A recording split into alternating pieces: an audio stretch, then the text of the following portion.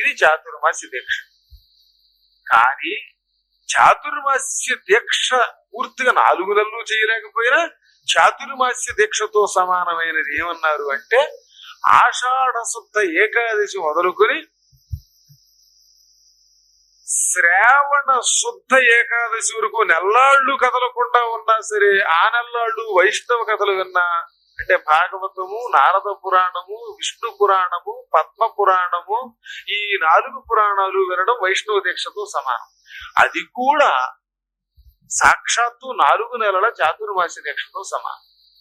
ఇక 3వదట, ఇన్ని రోజులు చేయక్కర్లేదటండి, ఇంకెంత సులభంగా చెప్పాడో చూడండి. ఆశ్వయుజ శుద్ధ పాఠ్యమి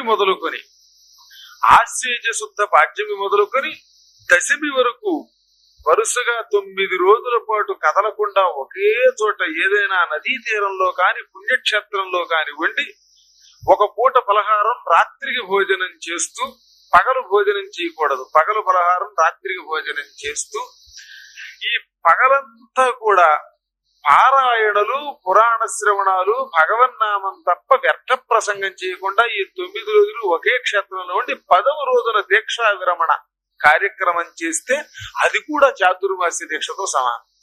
ఈ దీక్షని 4 ఏళ్లు చాతుర్మాసం దీక్షతో సమానంగా పోల్చారు. ఎవరో సనక సనందనాథులు నారదునికి.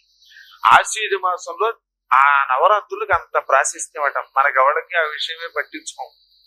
సాక్షాత్తు 4 ఏళ్లు చాతుర్మాస దీక్ష వహించినట్టే నదీ తీరంలో కాని అరణ్యంలో కాని గొప్ప వైష్ణవ క్షేత్రంలో కాని ఈ 3 చోట్ల చెయ్యాలి. అలా నువ్వు చేసేవనుకోకుండా నీవు